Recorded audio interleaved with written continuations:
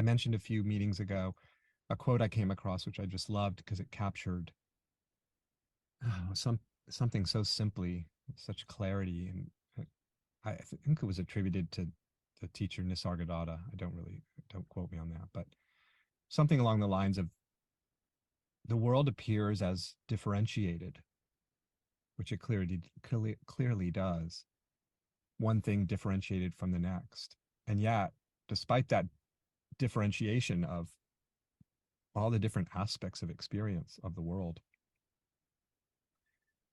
strangely enough, paradoxically enough, differentiated, but it's not separate. There's no separation. So I want to explore that a little bit with you. So we could start, with our eyes open and looking at what we call the visual field. And I'm looking at sky and trees, clouds in the sky, different colors in the sky, and there's a fence here. All these, what I would call objects, right, in the visual field that are very distinct. They're, in other words, they show up as differentiated one from the other. And as I'm sure you're also beholding in your visual field, whatever it is you're beholding right now, right? One thing from the next. This distinction and differentiation, which is how we seem able to recognize one thing from the next, right? But as you're looking at the visual field and all this seeming differentiation, notice something interesting, and that is that there's actually, the differentiation suggests that there's an object and then that object ends and then the next object begins, right? That's how there's a distinction there. But look at the edges from one differentiated portion of the visual field to the next. Like I'm looking at the tree in the sky in my visual field. And there's no edges in the visual field, are there? Really look. There's no clear edges. It's you probably aren't seeing a rainbow right now. I'm not, but I've been using that metaphor quite a bit of late because it's such a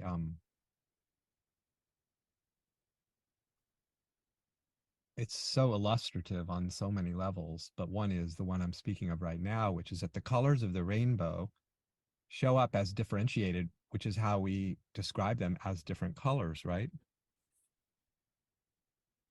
Look at the edgeless nature of the rainbow of your experience. You see one differentiated color from the next, right? But just like the rainbow, it's a spectrum, isn't it? It's a spectrum of light. You're seeing a spectrum of light and color right now, aren't you, in the visual field, just like a rainbow? And just as the rainbow shows up as differentiated colors, as a spectrum, there's no actual edges to anything that's differentiated seemingly, right? This is amazing.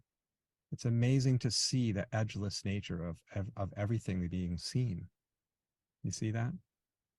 It's one, we could say one light show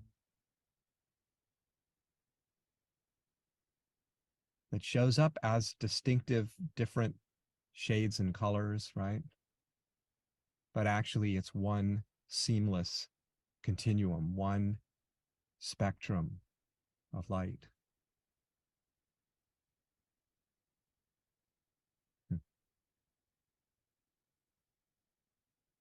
Now, that's just the visual field, but we can apply the same sort of investigation into any aspect of experience.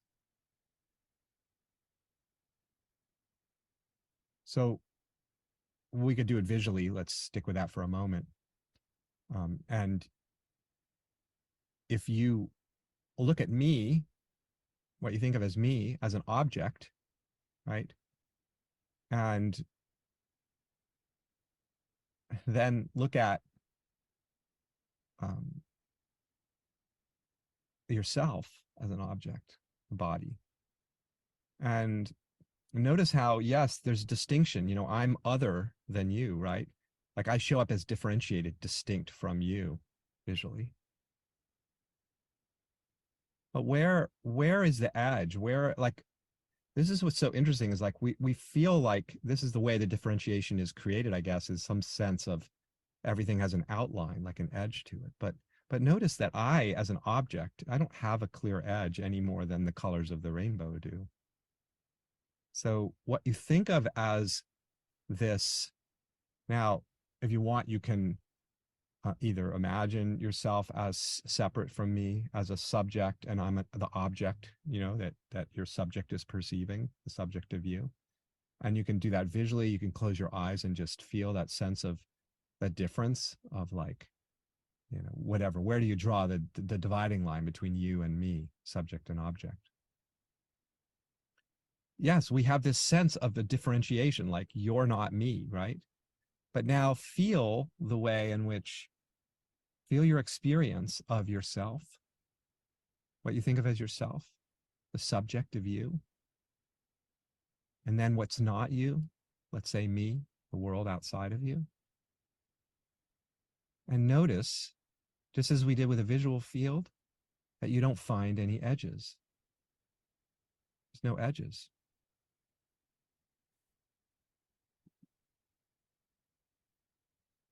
This is extraordinary because it it contradicts our conventional notions of a bounded world filled with separate parts and pieces, one distinct from the next, one different and separated from the next. And when we just sort of take this for granted, and yet um,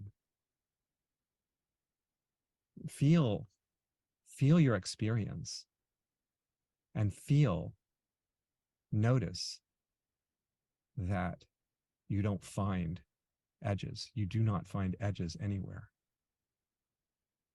You don't find a clear edge. I mean, maybe one of the most fundamental edges we imagine to be an edge, an end of some kind, right? A boundary of some kind is the body, right? And feel your body or your skin. And notice you don't find an edge either, do you? You don't find an edge.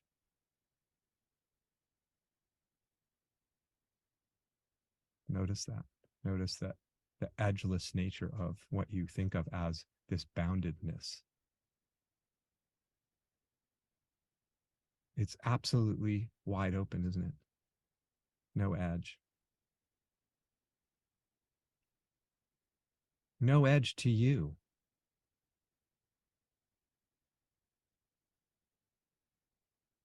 You find an edge? You find an end?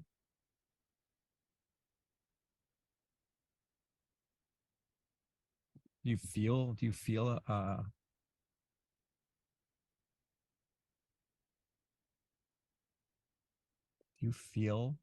a boundary anywhere? What's the nature? If you feel a boundary, what's the nature of that boundary? Does it have a hard edge? Or do we just presume that there's a boundary? That this reality of ours, of experience, is somehow bounded and separated, all these pieces and parts? It shows up differentiated as pieces and parts. Thought shows up thinking. If you think a thought right now, a thought of what you might do later today, just bring that thought to mind. And now listen to my voice. You're listening to my voice. And the sounds are very distinct, clearly differentiated from thought, to the thoughts about the sound of my voice, let's say, or what you might do later today.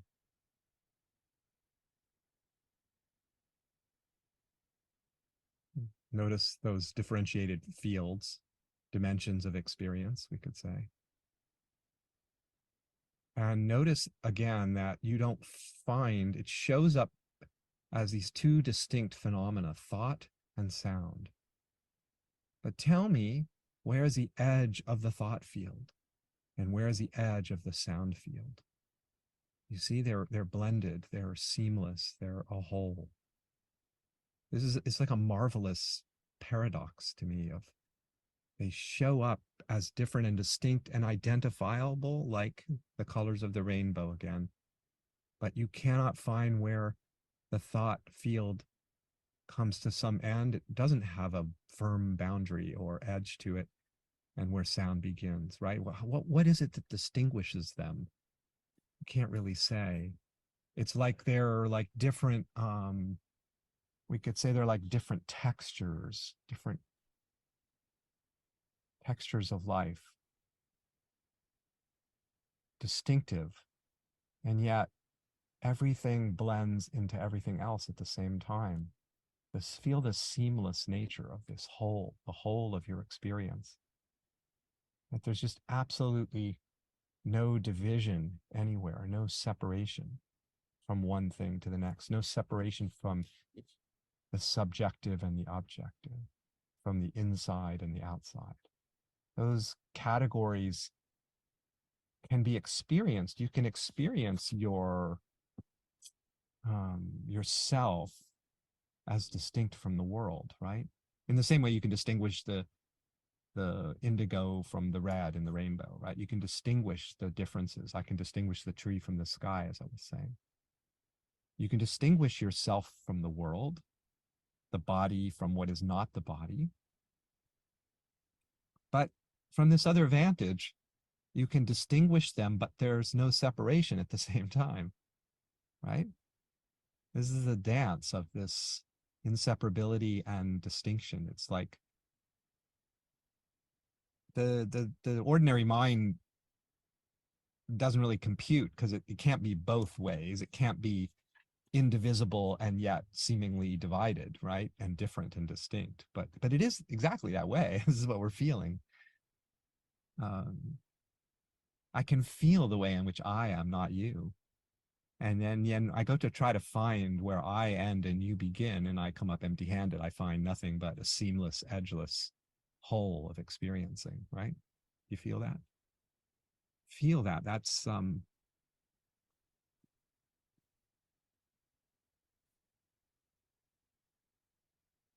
really let yourself enjoy that seamless whole of this field. We're so accustomed to the sense of division and separation and distinction, and just we have a tendency there's not a lot of discussion in the world about that this is a whole, that this is seamless, that this is undivided. But if you feel your experience, you can quickly see that there are no edges to anything, right? Where are the edges? It's just a vast, limitless expanse of experiencing, isn't it? Absolutely.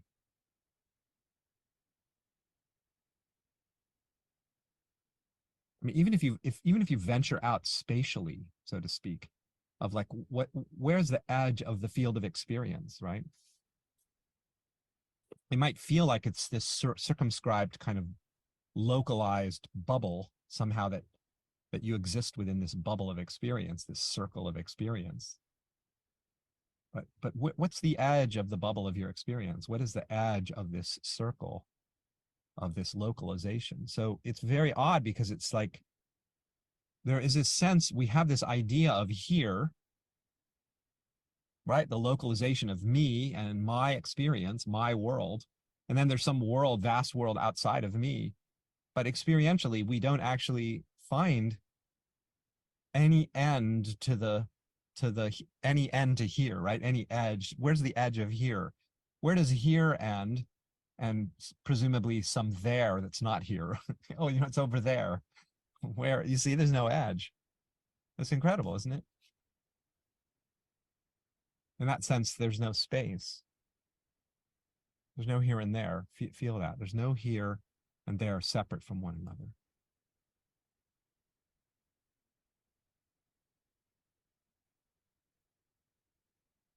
Just let yourself really feel that seamlessness.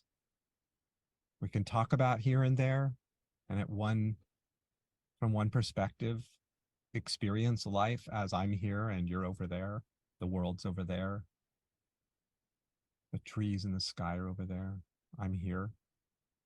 But it breaks down when you just feel the presence of the you that's here and the world that's there, and you just feel experience, you just feel the moment. It's a seamless feeling. It's um,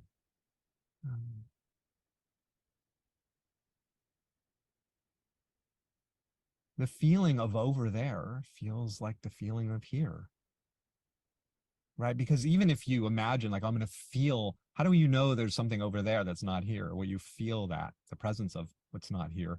And now you're feeling, in other words, everything is here. There's just here. There's just here.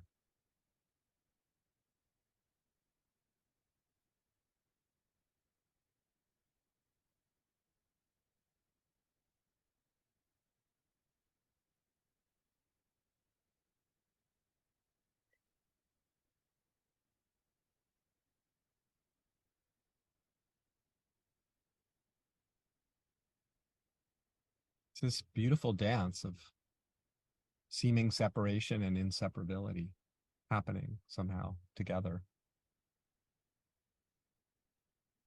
This is, I say, it's like one vantage, you look out at the sea and you see all these separate waves. And you can see how one wave is distinct from the next wave, right? It's got its own unique shape. That wave, it looks different than that wave, and it does. And then you can just make a little shift in perspective and realize, wow, there's there's no waves. There's just a seamless whole that we call the ocean. And here's this seamless whole right now of reality, a seamless whole of existence, boundless, edgeless, undivided. And of course, the search for the whole, the search for God, the search for the transcendental absolute reality is sort of funny in the context of this indivisibility, because you are the whole. That's what you are. You are none other than the whole. There's just the whole. That can look like all these separate parts and pieces, but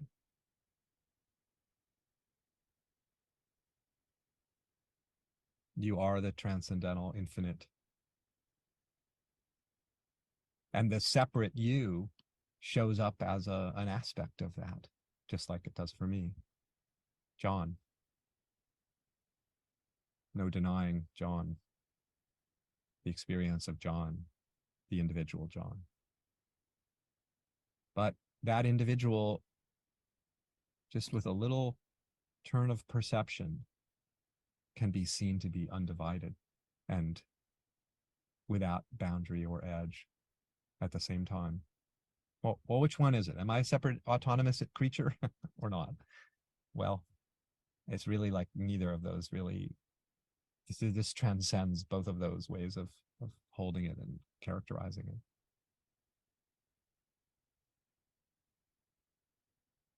it. We see this paradox just everywhere. I mean, paradox after paradox, like the sense that there's something here that's enduring, the moment that we can talk about our experience and talk about one another's lives, and that we can only do that if there's seemingly enduring things to talk about, right? um, but at the same time, we can feel how the experience has no endurance whatsoever. It doesn't last at all.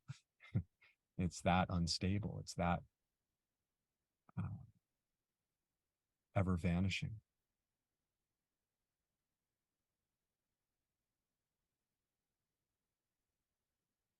Something that's here for no time.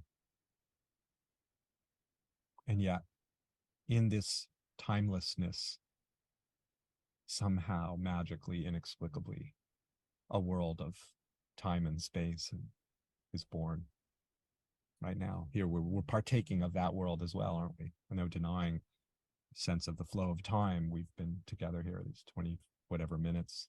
There's this flow of time. At the same time, there's no time whatsoever. The moment's not here for any time.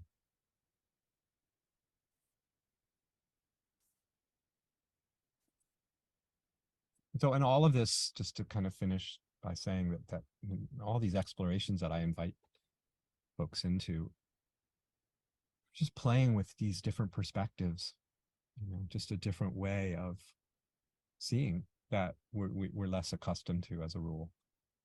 And it's a different way that has a very different feel to it.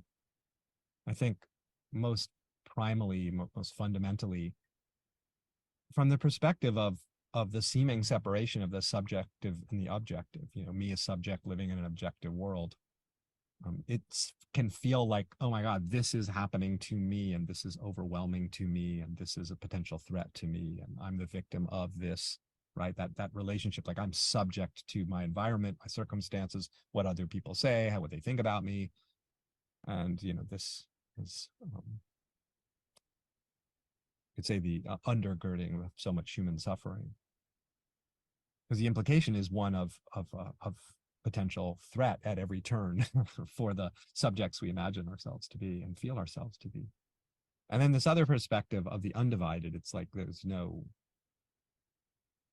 one being threatened by anything, nor is there anything threatening. There's just a seamless whole, just a seamless whole. There is the magnificence of this seamless whole, the astonishing miracle of it every moment.